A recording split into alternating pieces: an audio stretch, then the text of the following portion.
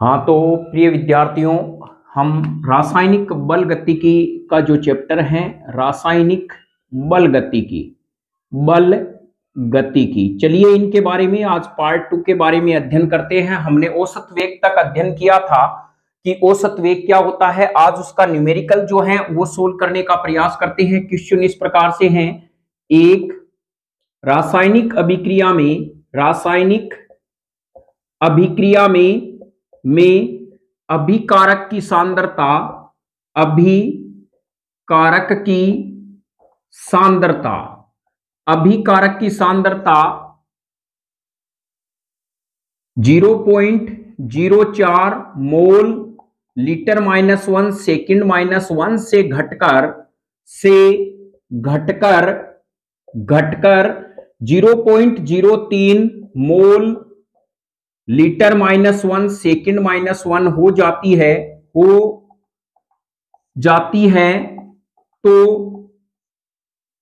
तो अभिक्रिया का औसत वेग क्या होगा? औसत वेग क्या होगा? तो चलिए इसके बारे में हम पढ़ते हैं।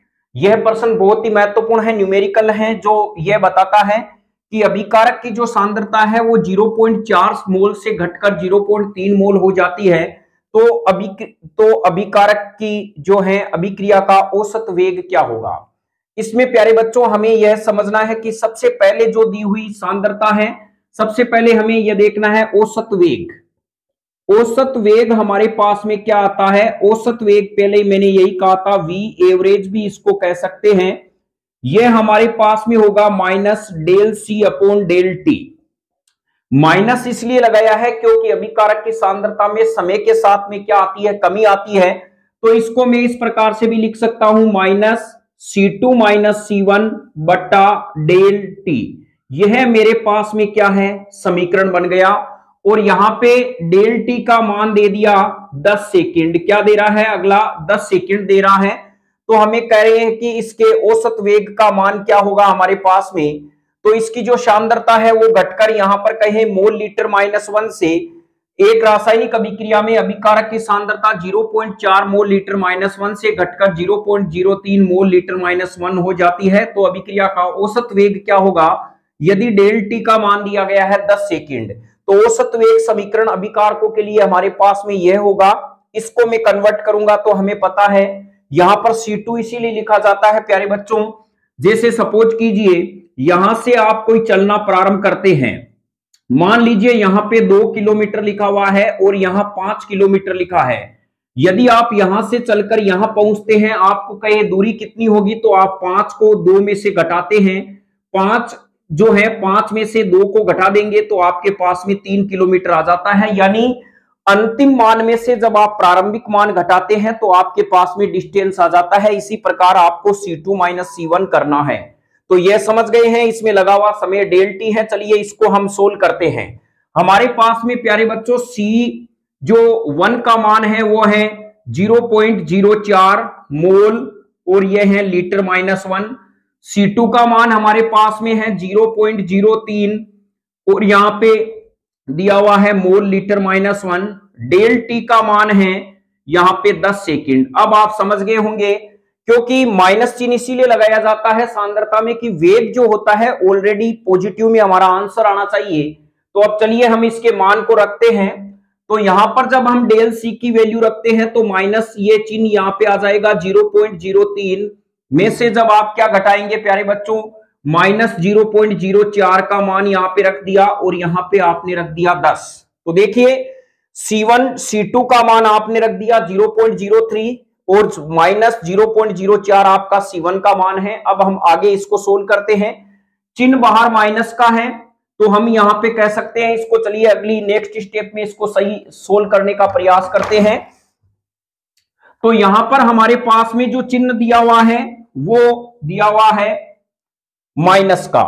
तो हमें पता है जब ब्रैकेट के बाहर माइनस है तो अंदर वाला प्लस हो जाएगा। तो यहां पे इस प्रकार लिखेंगे -0.03 प्लस 0.04 डिवाइड 10।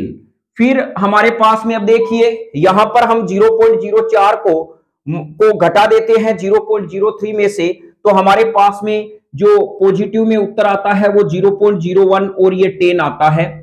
अब इसको जब हम आगे सोल्व करते हैं तो हमारे पास में जो आंसर आएगा वो 0.001 ये है, ये मोल लीटर -1 और सेकंड -1 आएगा। ये हमारे पास में औसत वेग होगा। कारण क्या है कि ये 10 जैसे ही है प्यारे बच्चों, यहाँ पे जैसे ही ऊपर चला जाता है तो ये माइनस में कन्वर्ट हो जाता है और यहाँ पे हमारा आंसर क्या आ जाएगा, इस प्रकार से हमारा आंसर आ जाएगा। तो ये ध्यान रखें, इस प्रकार का जो है ये है। और इसको आगे हमें कन्वर्ट करना है तो हम इसको इस प्रकार से भी कन्वर्ट कर सकते हैं, या कभी कभी एग्जाम में ये भी लिखा हुआ मिलता है कि किस प्रकार से है। तो हम कह सकते हैं 1 × 10⁻³ मोल लीटर -1 सेकंड -1। आप कहेंगे ये कैसे आया, तो इसको समझने का प्रयास करते हैं। मान लीजिए ये हमारे पास में है, इस पॉइंट को हटाना है तो हमें नीचे क्या करना पड़ेगा, 1000 करना पड़ेगा, 1/1000। तो यह हमारे पास में आ गया है। अब यहां पर हम कहें 1 के यहां 3 है, यानी कितनी सुम है 3, तो मैं इसको 10⁻³ ऐसे भी लिख सकता हूं। जब ये 3 ऊपर जाएगा प्यारे बच्चों तो किस में कन्वर्ट हो जाएगा, 1 × 10⁻³ में कन्वर्ट हो जाएगा। हमारा आंसर या तो देख लेना यह होगा, या ऑब्जेक्टिव में यदि यह दिया हुआ मिले तो इन दोनों में से कोई भी विकल्प वो सही माना जाता है। तो उम्मीद करता हूं औसत वेग से आपके आज ये फैक्ट है वो समझ में आ गया होगा। अब चलिए हम नेक्स्ट देखते हैं, ताक्षणिक जो है औसत वेग अभिकारकों का औसत वेग समीकरण किस प्रकार से ज्ञात करते हैं, ग्राफ की सहायता से। ग्राफ की सहायता से अभिक्रिया का जो अभिकारकों का औसत वेग है, फिर हम उत्पाद का औसत वेग हम ज्ञात करेंगे किस प्रकार से निकाला जाता है। तो परीक्षा में आ जाए औसत वेग अभिकारकों के लिए किस प्रकार से ज्ञात करोगे और उत्पाद के लिए किस प्रकार। तो यहां पर हम कहेंगे अभिकारकों के लिए, अभिकारक के लिए औसत वेग, औसत वेग। चलिए अभिकारक के लिए औसत वेग क्या आता है, इसको हम ग्राफ की सहायता से समझते हैं। यह हमारे पास में प्यारे बच्चों ग्राफ है और यहां पर यह इसकी सांद्रता दी हुई है और यहां पर समय दिया हुआ है और यह इसका मूल बिंदु है। अब हम कहें, हमें जानते हैं अभिकारक की सांद्रता में समय के साथ में क्या आती है, कमी आती है। तो चलिए यह हमारा इस प्रकार का ग्राफ होता है और इसका जो ढाल होता है वो औसत वेग को दर्शाता है। तो यह सांद्रता में समय के साथ में कमी हो रही है। सबसे पहले यदि हम बात करें यहां पर, तो यह हमारे पास में जो वैल्यू आएगी वो आएगी T1, यह मान रहेगा, तो यह सांद्रता इसकी C1 रहेगी। यदि मैं यहां पे बात करूं इसके ग्राफ की यहां पर, तो यहां जो वैल्यू मेरे पास में आ रही है यह T2 है, तो यह मेरे पास में क्या आएगा, C2 आएगा। तो यहां देखिए आपको यह जो T1 वाला मान है, इसके ऊपर जो लाइंस आ रही है ये सांद्रता C1 को दर्शाता है, ये T2 है वो C2 को दर्शाता है। अब हम औसत वेग में क्रियाकारक की सांद्रता में माइनस इसलिए लगाते हैं सांद्रता में, क्योंकि हमारा जो आंसर है वो वेग हमेशा पॉजिटिव में ही होता है, नेगेटिव में आएगा नहीं आंसर, तो इसीलिए। तो यहां पर हम सांद्रता देखते हैं, सपोज कीजिए मानते हैं यहां पर इसकी वैल्यू 0 है, 5 है, 10 है, 15 है, तो ऐसे 20, 25, 30 ऐसे चलती जाती है वैल्यू। तो हमारे पास में औसत वेग क्या आएगा अभिकारकों के लिए, औसत वेग, औसत वेग मेरे पास में इस प्रकार से आएगा माइनस, और यहां पे मैं लिखूंगा C2 माइनस C1 और बट्टे में क्या आ जाएगा T2 माइनस T1। अर्थात हमारे पास में औसत वेग समीकरण, या हम कह सकते हैं डेल C बट्टा डेल T, और ये माइनस में इस प्रकार का आएगा। ये ध्यान रखें क्यों आता है, क्योंकि जब C2 की सांद्रता का मान कम होता है, C1 का ज्यादा होता है, तो जैसे ही ये माइनस चिन्ह लगाएंगे तो हमारे पास में ऑलरेडी में जो हम वेग ज्ञात करेंगे वो पॉजिटिव में आंसर आ जाएगा। तो आप समझ गए होंगे इस प्रकार का अभिकारकों के लिए औसत वेग समीकरण इस प्रकार का होता है। यहां पर माइनस का चिन्ह यही दर्शाता है अभिकारकों की सांद्रता में समय के साथ में प्यारे बच्चों क्या हो रही है, कमी हो रही है। यह ध्यान रखें, कभी कभी प्रश्न में आता है अभिकारकों में जो औसत वेग ज्ञात करते हैं उसमें माइनस चिन्ह किसको दर्शाता है, माइनस चिन्ह यह दर्शाता है समय के साथ में अभिकारकों की सांद्रता में कमी हो रही है। जैसे प्रारंभ में सांद्रता यदि 4 ले रहे हैं उसका मान 4 मोल प्रति लीटर ले रहे हैं, तो जैसे जैसे समय गुजरेगा फिर 3 होगी, बाद में 2 होगी, फिर 1 होगी, तो सांद्रता धीरे धीरे घटेगी। तो यहां पर इसका मतलब यह है। अब चलिए हम कहें उत्पाद के लिए औसत वेग, तो आप इसको नोट डाउन कर ले, बहुत ही महत्वपूर्ण है ये, कभी कभी डायरेक्ट ग्राफ भी पूछे जाते हैं। उत्पाद के लिए औसत वेग क्या होगा, यानी किस प्रकार से ज्ञात करते हैं। तो उत्पाद के लिए औसत वेग बी, हमारा जो कंसेप्ट है औसत वेग में वो है उत्पाद के लिए औसत वेग। चलिए उत्पाद के लिए हम समझते हैं, यह हमारे पास में इस प्रकार का आएगा ग्राफ, क्योंकि जैसे जैसे समय गुजरता जाता है उत्पाद की सांद्रता में वृद्धि होती जाती है। तो यहां पर हमारे पास में ये इसकी सांद्रता है और यह मेरे पास में क्या है प्यारे बच्चों, समय दिया हुआ है। अब मैं यहां पर यदि इसकी वैल्यू ज्ञात करता हूं तो ये T1 होगा और यहां पर जो मेरे पास में वैल्यू आएगी वो T2 होगी। तो चलिए इसके अंदर हम देखते हैं, ये T1 वाला मान C1 का होगा और यह वाला मान C2 का होगा। अब आप समझ गए हैं C2 का मान क्या होता है, ज्यादा होता है, C1 का मान कम होता है। तो हमारे पास में उत्पाद के लिए जो औसत वेग होगा, औसत वेग होगा C2 माइनस C1 और यहां पे T2 माइनस T1। यह आप समझ गए होंगे उत्पाद के लिए औसत वेग इस प्रकार से है। तो इसको हम यहां में भी इस प्रकार से लिख सकते हैं, del C upon del T और यहां पे प्लस का चिन्ह लगा देंगे। यह हमारे के लिए उत्पाद का औसत वेग होगा। यदि हमें प्रश्न में पूछा जाए, यह देखना है कि अभिकारक का औसत वेग पूछा है, तो यहां पर minus del C upon del T होगा। यदि उत्पाद का औसत वेग पूछा है तो हमारे पास में plus del C upon del T होगा। और यदि हमें कहा जाए रासायनिक अभिक्रियाओं का औसत वेग क्या है, केवल औसत वेग पूछा गया है, तब हमें plus minus del C upon del T लिखना है। यह ध्यान रखें, यह हमें इस प्रकार से लिखना है। हमें यह देखना है कि प्रश्न के अंदर जो कंटेंट है प्रश्न किस टाइप का है, उसी हिसाब से हमारा क्या होगा, आंसर होगा। तो हमें कहा जाए इसमें कि उत्पाद की प्रारंभिक मात्रा 0.01 मोल है, क्या है 0.01 मोल प्रति लीटर है, जो बढ़कर क्या हो जाती है 0.02 मोल प्रति लीटर हो जाती है। तो औसत वेग क्या होगा, लगा समय 10 सेकंड है। तो यहां पर ये मेरे पास C2 है, ये C1 है। तो इसका मतलब डेफिनेट देखिए 0.2 में से आप जब 0.01 घटा देते हैं, 10 का भाग लगा देते हैं, आपका वेग पॉजिटिव में आता है। यानी इसमें समय के साथ में सांद्रता का मान बढ़ेगा। जैसे पहले एक सांद्रता का मान 1 मोल प्रति लीटर है, तो बाद में 2 मोल प्रति लीटर होगा, 3 होगा, 4 होगा या 1.01 होगा, लेकिन 1 से ज्यादा होगा। उत्क्रिया कारक में यदि अभिकारक में देखें तो सांद्रता का मान समय के साथ में घटता जाता है। तो इस प्रकार का आप वेन जो हमारे पास में ग्राफ आरेख है उससे भी आप समझने का प्रयास करें। चलिए अब हम चलते हैं ताक्षणिक वेग में। ताक्षणिक वेग क्या है, ताक्षणिक वेग क्या होता है उसके बारे में हम जो है वो जानकारी प्राप्त करेंगे। और इनमें से यदि हमें कहा जाए किसी भी रासायनिक अभिक्रिया का ताक्षणिक वेग समीकरण लिखिए, वो एकदम इजी है, जिनके औसत वेग समीकरण समझ में आ गया है। तो नेक्स्ट है हमारे पास में तात्क्षणिक वेग। चलिए इसको हम देखते हैं क्या है। देखिए तात्क्षणिक का मतलब होता है तत्काल। यानी जैसे मान लीजिए आप बाइक चला रहे हैं, अचानक पीछे बैठा हुआ व्यक्ति कहे कि बता कितने की स्पीड, आप तुरंत स्पीड का सुइया देख के बता देते हैं कि 60 की स्पीड है, 40 की है या 50 की। इसका मतलब वो आप उसका ताक्षणिक वेग बता रहे हैं। किसी भी क्षण अभिक्रिया का ज्ञात किया गया वेग ताक्षणिक वेग कहलाता है। जैसे ही मान लीजिए कोई रिएक्शन हो रही है, अचानक कोई आके आपको कहे बताओ अभिक्रिया की कंडीशन क्या है, जब आपको पूछते ही आप तुरंत बता देते हो ये कंडीशन है, तो वो ताक्षणिक वेग उसका कहा जाता है। तो चलिए इसकी परिभाषा क्या होती है, किसी क्षण ज्ञात किए गए वेग को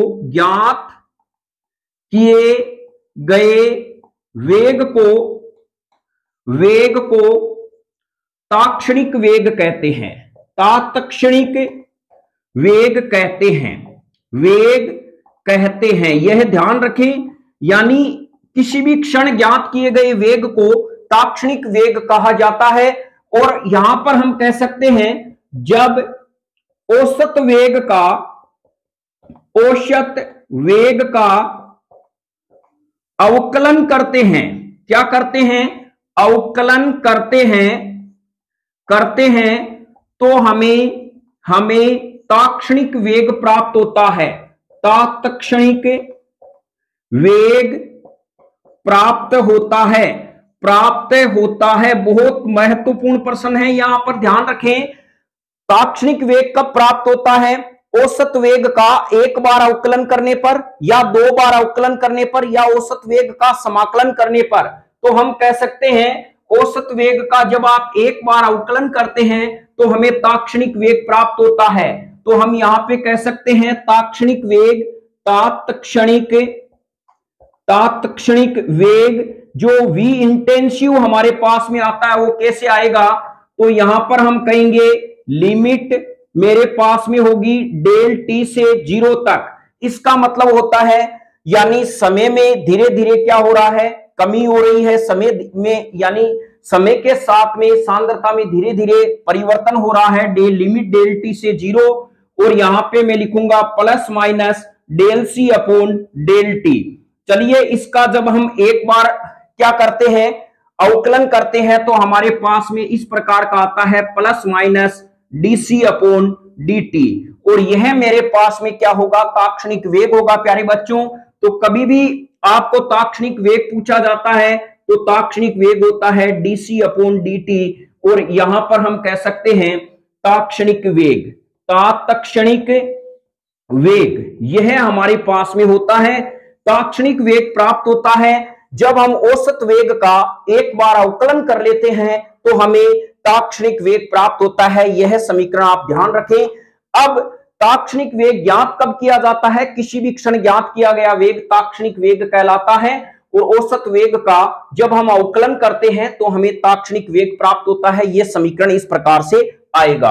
अब चलिए हम नेक्स्ट देखते हैं कि ग्राफ के द्वारा हम किस प्रकार से ताक्षणिक वेग प्राप्त कर सकते हैं।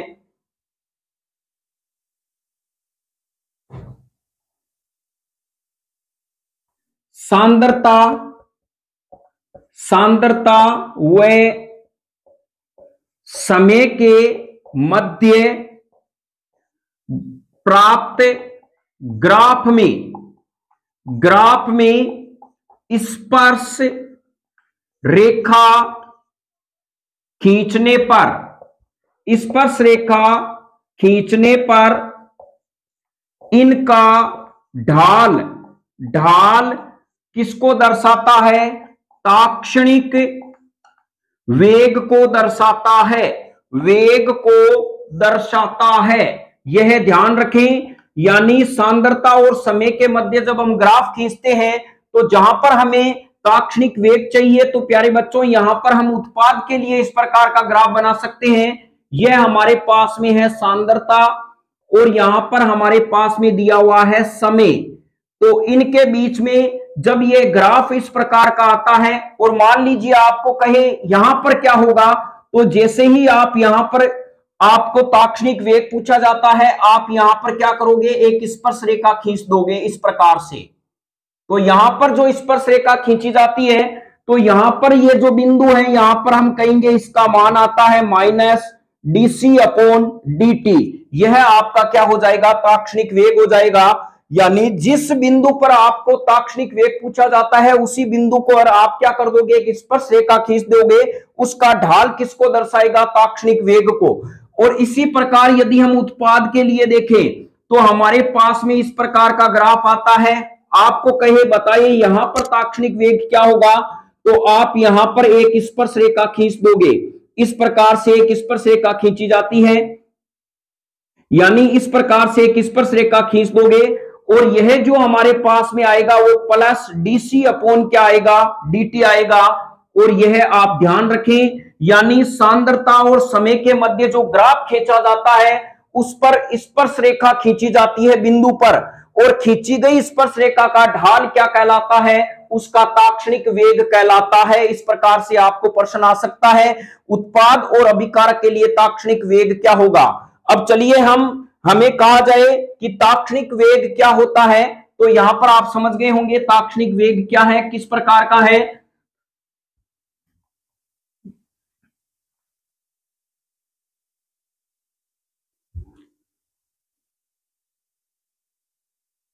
अब इनको वैल्यू है, इनको समझने का प्रयास करते हैं। ताक्षणिक वेग, ताक्षणिक वेग मेरे पास में क्या आता है प्यारे बच्चों, plus minus DC upon DT आता है, डीसी अपॉन डीटी आता है। यहां पर डीसी का मतलब होता है सांद्रता में, सांद्रता में अत्यंत सूक्ष्म सांद्रता में परिवर्तन, सांद्रता में परिवर्तन, परिवर्तन यानी सांद्रता में बहुत कम परिवर्तन होता है, 0.001 के आसपास परिवर्तन होता है। और dt का मतलब होता है, यानी हम कहें अत्यंत सूक्ष्म सांद्रता में, सांद्रता के परिवर्तन में लगा अत्यंत सूक्ष्म समय, सूक्ष्म समय यानी समय में भी वो, जैसे आपको कहा जाए, बार बार आपको कहा जाए, जैसे कोई आप बीकर में एक अभिक्रिया कर रहे हैं, आपको कहें बताओ अब सांद्रता कितनी हुई, अब कितना परिवर्तन हुआ, हर आपको सेकंड में यदि कोई आके पूछे तो आपको ही पता है कोई रासायनिक अभिक्रिया बीकर में हो रही है तो इसका परिणाम 5, 7, 10 मिनट के बाद में आता है। कोई आपको कहे 1 सेकंड में आके कहे अब बताओ वेग कितना है, फिर आप बता देते हैं भाई इतना है इसकी सांद्रता में, फिर कोई तुरंत आके कहे अब बता कितना है। आपको जब 1-1 सेकंड में पूछा जाता तो हमें पता है सांद्रता में बहुत कम परिवर्तन होता है, वो समय भी उसमें क्या होता है, कम लगता है। तो ये ध्यान रखें, डीसी है अत्यंत सूक्ष्म सांद्रता में परिवर्तन, डीटी है अत्यंत सूक्ष्म सांद्रता के परिवर्तन में लगा हुआ समय। और यहां पर प्लस क्या दर्शाता है, उत्पाद की सांद्रता में परिवर्तन, उत्पाद की सांद्रता में, सांद्रता में परिवर्तन, परिवर्तन को दर्शाता है, और परिवर्तन को, और माइनस दर्शाता है अभिकारक की सांद्रता में परिवर्तन को, अभिकारक की सांद्रता में परिवर्तन को दर्शाता है। यह ध्यान रखें, प्लस और माइनस ताक्षणिक वेग यह होता है। अब हमें कहा जाए प्रारंभिक यानी ताक्षणिक वेग क्या है, तो इसका एक समीकरण यदि हमें दिया जाता है तो मान लीजिए हम समीकरण की सहायता से लिखने का प्रयास करते हैं। प्रश्न इस प्रकार से आता है, निम्न अभिक्रियाओं का, निम्न अभिक्रिया के लिए, अभिक्रिया के लिए ताक्षणिक वेग, तात्क्षणिक वेग समीकरण लिखिए, समीकरण लिखिए। चलिए एक आपको अभिक्रिया दे दी और ये 1 नंबर का प्रश्न पूछा जाता है, इस अभिक्रिया के ताक्षणिक वेग समीकरण क्या होगा, N1A प्लस N2B और M1C प्लस M2D, इसके लिए क्या होगा, तो हम यहां पे लिख सकते हैं ताक्षणिक, तात्क्षणिक वेग, ताक्षणिक वेग क्या होगा, स्टोइकियोमेट्रिक गुणांक को हमें बट्टे में लेना है, पहले ही मैंने बताया था पिछली वीडियो के अंदर, और यहां पे D और यहां पे A और यहां पे लेना है DT, बराबर हमारे पास में -1/N2 और यहाँ पे DB बट्टा DT बराबर +1/M1 DC बट्टा DT बराबर +1/M2 D, और यह है हमारे पास में क्या होगा, DT आएगा। आपको एक बात याद रखना है, जैसे हमें कहा जाए डेल A और डेल T को कैसे लिखेंगे, डेल T को तो हम इस प्रकार से लिखते हैं, ये डेल है और यहां पे A ले लेते हैं और फिर यहां पे डेल T लिख देते हैं। इसी प्रकार आपको ध्यान रखना है, जब भी औसत वेग आपको यानी ताक्षणिक वेग लिखना है किसी का, D को आपको बाहर लेना है, यानी यह अवकलन को दर्शाता है D, और यहां पे मेरे पास में A आ जाएगा और DT, इस प्रकार से आपको समीकरण लिखना है। तो चलिए यहां पर आपके ये समझ में आ गया होगा। नेक्स्ट अभिक्रिया है मेरे पास में N2 प्लस 3H2 और यहां पे है 2NH3, हेबर विधि से अमोनिया, इसका ताक्षणिक वेग समीकरण क्या होगा प्यारे बच्चों, तो इसका होगा, यहां पर स्टोइकियोमेट्रिक गुणांक 1 है तो -DN2 और यहां पे मेरे पास में आ जाएगा DT बराबर -1/3 DH2/DT बराबर 1/2 dNS3/dt। यह ध्यान रखें, इस प्रकार का हमारे पास में ताक्षणिक वेग समीकरण आएगा, यानी स्टोइकियोमेट्री गुणांक को आपको डिवाइड में करना है, डी बाहर लिखना है। यह हमारे पास में अमोनिया का सक्रिय द्रव्यमान है, तो यानी सांद्रता को दर्शाता है NH3 को। तो इस प्रकार का प्रश्न पूछा जाता है। प्रश्न में आप ध्यान रखें, आपको औसत वेग समीकरण पूछा है या ताक्षणिक वेग समीकरण पूछा है। चलिए अब हम नेक्स्ट प्रश्न की ओर चलते हैं, फिर हम इसके न्यूमेरिकल करने का प्रयास करेंगे जिससे आपके आसानी से समझ में आ जाए। और इस पार्ट में जो CBSE या NCERT है उसमें न्यूमेरिकल है, वो 100% आता है 2 नंबर का। अब हमारे पास में है प्रारंभिक वेग। तीसरा हमारे पास में क्या है प्यारे बच्चों, प्रारंभिक वेग। देखिए प्रारंभिक वेग क्या होता है, t बराबर 0 पर हम कहेंगे t बराबर 0 पर ज्ञात किया गया वेग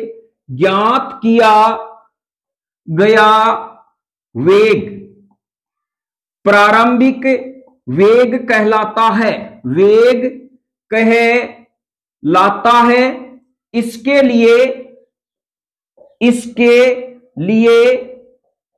t बराबर 0 पर स्पर्श रेखा खींचते हैं। क्या खींचते हैं? स्पर्श रेखाएं खींचते हैं, जिसका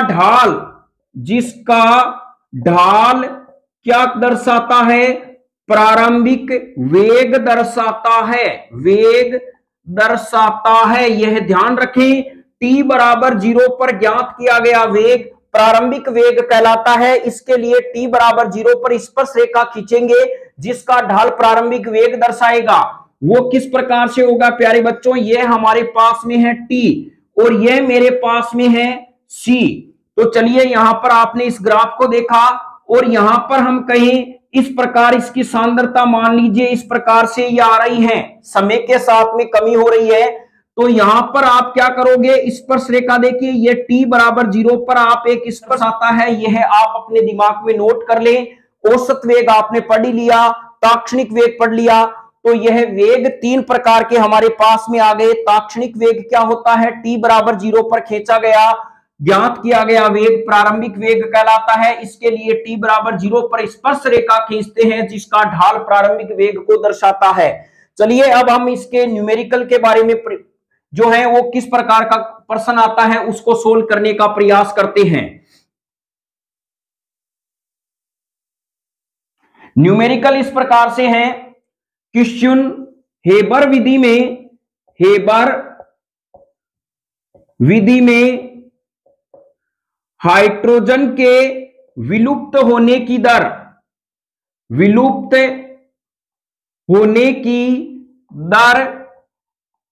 0.02 मोल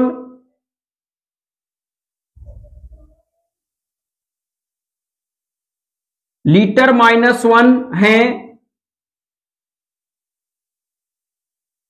0.20 मोल लीटर -1 सेकंड -1 है। तो अमोनिया के बनने की दर ज्ञात करो। अमोनिया कितनी हमें प्राप्त होगी, तो हमें यहां पर हेबर विधि का समीकरण आना चाहिए। तो आंसर में हम कह सकते हैं, आंसर में हम इस प्रकार से लिखेंगे N2 + 3H2 और ये हमारे पास में 2NH3। और अब आप कहें हमें कौन सा औसत वेग समीकरण लगाना है या ताक्षणिक वेग। ध्यान रखें, जब आपको कोई किसी विशेष वेग के बारे में दिया हुआ नहीं है तो आपको ताक्षणिक वेग यूज करना है, क्योंकि वास्तविक जो अभिक्रिया का वेग होता है वो ताक्षणिक वेग ही होता है। तो यहां पर हमारे पास में क्या आ जाएगा प्यारे बच्चों, ताक्षणिक वेग हमारे पास में आ जाएगा -dN2/dt बराबर -1/3 dH2/dt बराबर +1/2 dNS3 और डिवाइड में क्या आएगा, dt आ जाएगा। इस प्रकार से आपके पास में औसत वेग आ गया। अब हमें कहता है हाइड्रोजन के विलुप्त होने की दर यह है, यानी हमारे पास में इसका जो मान है प्यारे बच्चों वो क्या है, 0.03 है। तो अमोनिया के बनने की दर आपको बतानी है। तो चलिए हम यहाँ पे देखते हैं इसके बनने की जो दर है हमारे पास में क्या आएगी। तो हमारे पास में एक संबंध आता है -1/3 DH2/dt बराबर मेरे पास में है 1/2 DNS3/dt। यह मेरे पास में एक संबंध आ गया इसके अनुसार। अब देखिए यहां पर मेरे पास में जो ये मान है वो कितना है, वो है 0.02। तो मैं साइड में इस प्रकार से लिख सकता हूं DH2/dt बराबर 0.02 मोल लीटर -1 सेकंड -1। ये अभिक्रिया की वेग का मात्रक है। अब हम क्या करेंगे, यहां पर इसका मान यहां रख देंगे। तो चलिए हम इसको आगे सोल्व करने का प्रयास करते हैं कि किस प्रकार से हमारा जो आंसर आएगा वो आएगा। तो यहां पर जो मैं मान रख रहा हूं 0.2, तो यहां लिखूंगा 1/3 और यहां पर हमने लिख दिया 0.02 गुणे में बराबर 1/2 DNS3/dt। तो चलिए यहां पर इस प्रकार का आपके पास में आ गया। अब ये ध्यान रखना है ये जो हमारे पास में माइनस है ये तो अभिकारकों की सांद्रता में क्या था, कमी को दर्शाता था। तो हमें ये चिन्ह क्या कर देना है, हटा देना है। अब आपको ये चिन्हों का प्रयोग नहीं करना है जब आपको इस प्रकार का संबंध पूछा जाए। तो अब आपको किसकी मात्रा पूछ रहा है प्यारे बच्चों, अमोनिया के बनने की दर पूछ रहा है। तो चलिए अमोनिया के बनने की दर अब हम ज्ञात कर सकते हैं। ये 2 ऊपर जाएगा इस प्रकार से, तो मैं कह सकता हूं DNS3/dt बराबर हमारे पास में क्या आएगा, यह जो है इसका मान मुझे चाहिए। तो यहां पर ये 2 ऊपर चला जाता है, 2 गुणा 0.02/3। इस प्रकार से हमारे पास में ये वैल्यू आ जाती है। और यह इसका आप आगे भाग लगाकर भी आंसर निकाल सकते हैं कितना इसका मान आएगा। तो यह हमारे पास में आ जाता है मोल लीटर -1 सेकंड -1। तो ध्यान रखें इस प्रकार। चलिए हम देखते हैं हाइड्रोजन यानी नाइट्रोजन के बनने की दर क्या होगी। तो नाइट्रोजन के बनने की दर आपके ये समझ में आ गया होगा किस प्रकार से हमें ज्ञात करना है। अमोनिया का मान ज्ञात करते समय 2 को इधर ले लेना है, इस प्रकार से है। और भी हम न्यूमेरिकल हल करेंगे जिससे आपके आसानी से समझ में आ जाए। अब हमें कहे नाइट्रोजन के बनने की दर, नाइट्रोजन के बनने यानी नाइट्रोजन के विलुप्त होने की दर, विलुप्त नाइट्रोजन के विलुप्त होने की दर, होने की दर।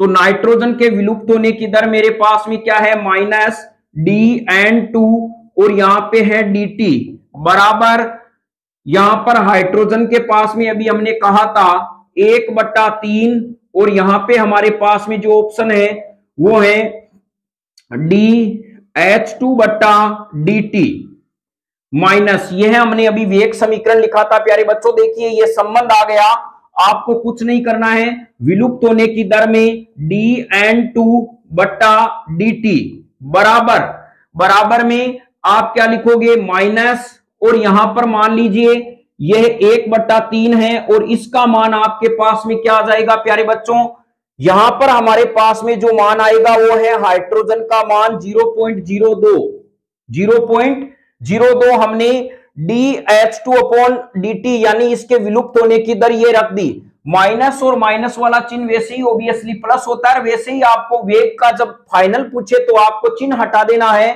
तो हमारे पास में आ जाएगा DN2/dt बराबर 0.02/3 मोल लीटर -1 सेकंड -1।